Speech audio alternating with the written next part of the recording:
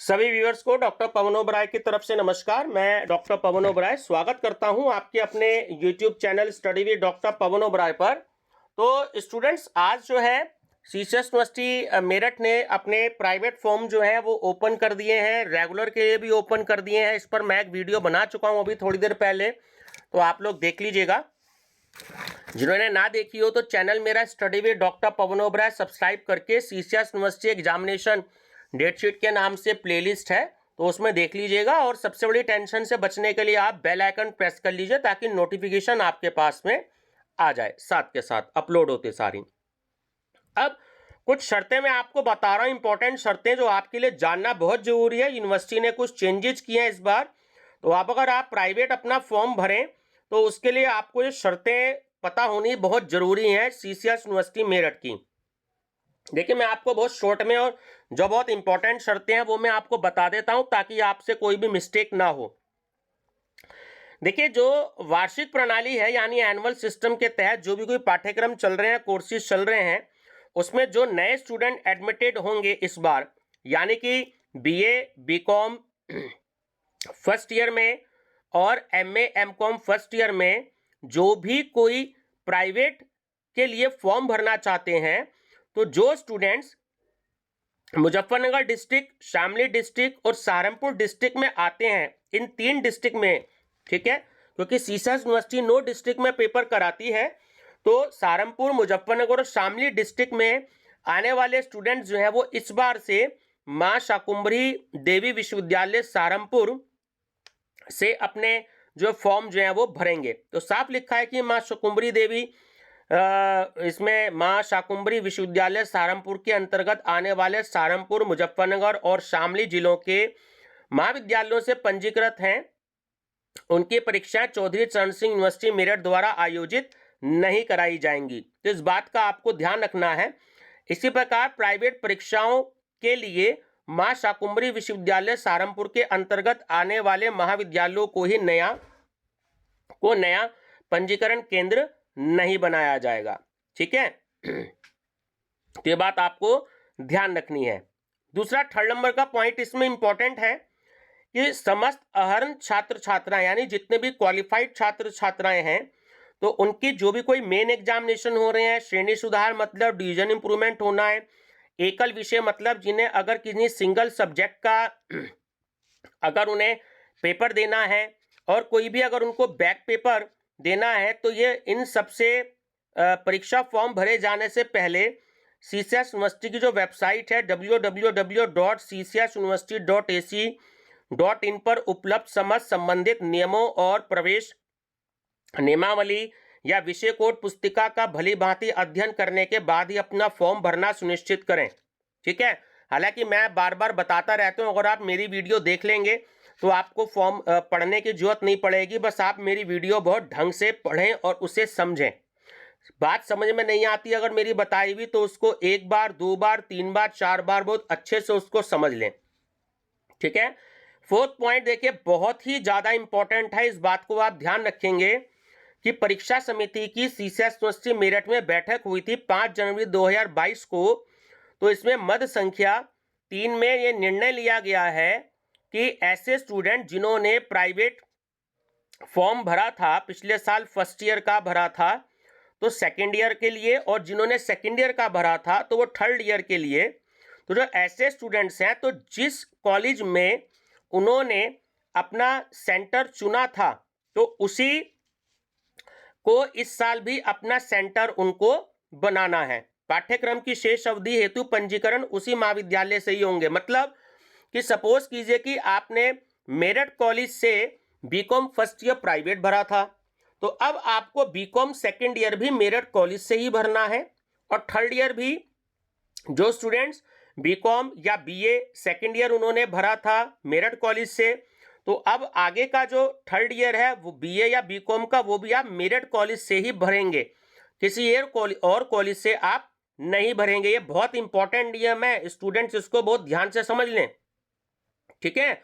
BCom second year अगर भरा था मेरठ कॉलेज से, तो आप बीकॉम थर्ड ईयर भी मेरठ कॉलेज से ही भरेंगे। बीए अगर भरा था सेकेंड ईयर मेरठ कॉलेज से, तो बीए थर्ड ईयर भी मेरठ कॉलेज से ही भरेंगे और किसी कॉलेज से आपको नहीं भरना।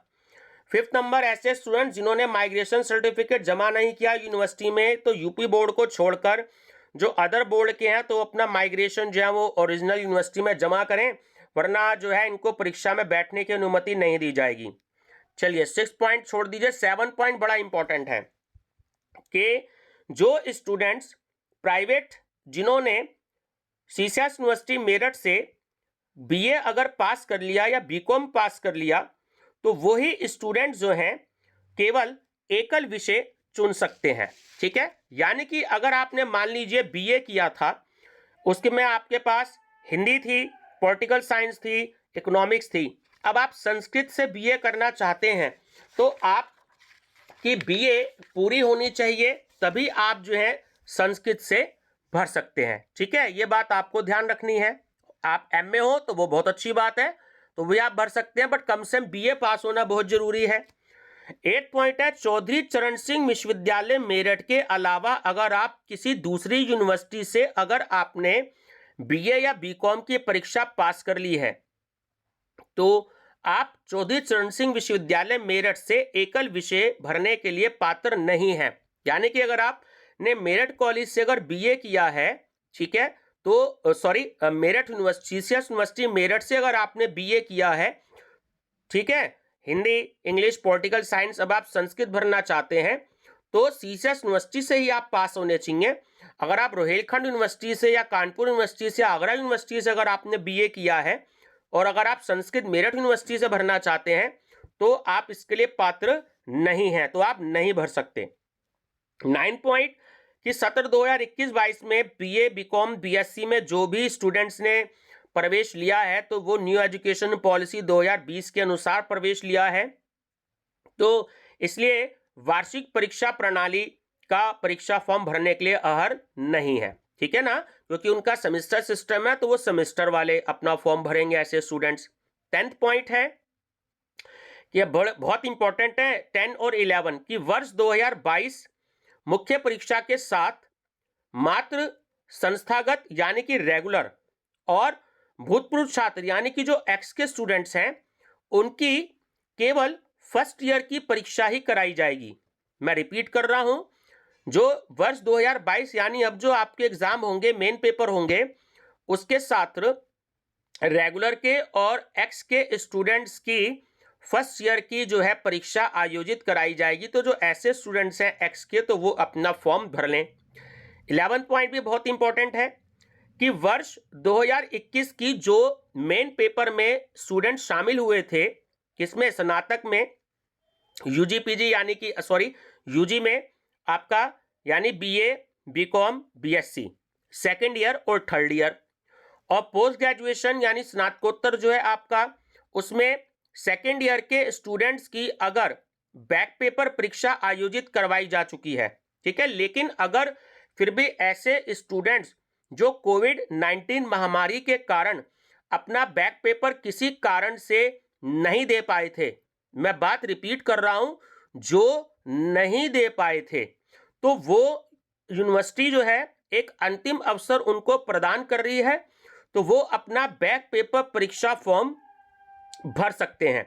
लेकिन यहां ये बात ध्यान देने योग्य है कि एनुअल परीक्षा प्रणाली में आपका रीबैक किसी भी दशा में अनुमन्य नहीं है। यानी कि ऐसे स्टूडेंट जिन्होंने अभी 3 महीने पहले जो एग्जाम हुए थे और वो बैक पेपर में फेल हो गए हैं, तो वो चाहे कि हम बैक पेपर दोबारा भर दें तो वो नहीं भर सकते, क्योंकि रीबैक की सुविधा नहीं है। अगर वो फेल हैं तो वो स्टूडेंट फेल ही माने जाएंगे।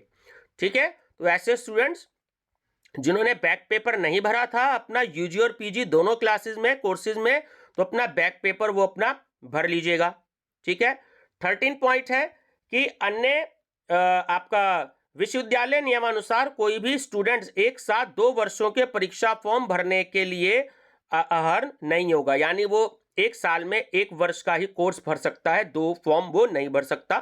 और लास्ट पॉइंट है कि किसी भी दशा में अगर कोई स्टूडेंट्स फेल हो गया है तो वो अगली कक्षा के लिए परीक्षा फॉर्म भरने के लिए उसको अनुमति नहीं दी जाएगी, अन्यथा की स्थिति में वह स्वयं जिम्मेदार होंगे। ठीक है, तो अगर आप फेल हैं तो आप अपना एक्स का फॉर्म भरें। सपोज कीजिए आप बीकॉम या बीए सेकेंड ईयर में फेल हो गए हैं तो आप एक्स का फॉर्म भरें, आप जो है थर्ड ईयर का फॉर्म मत भरिएगा, नहीं तो उसके जिम्मेदार आप स्वयं होंगे, ये यूनिवर्सिटी का कहना है। तो मैंने सारे रूल्स आपको बता दिए हैं। समझ में नहीं आते हैं, आप वीडियो को 2 बार 3 बार 4 बार सुन लीजिएगा, जिससे आपको समझ में आ जाए। ठीक है व्यूवर्स, तो चैनल जरूर सब्सक्राइब कर सकते हैं study with doctor Pawan Oberoi, bell icon press कर लीजिएगा ऐसी लेटेस्ट इंफॉर्मेशन के लिए, ताकि मैं टाइम से आपको ये इंफॉर्मेशन आप तक पहुंचा दूं। Thank you.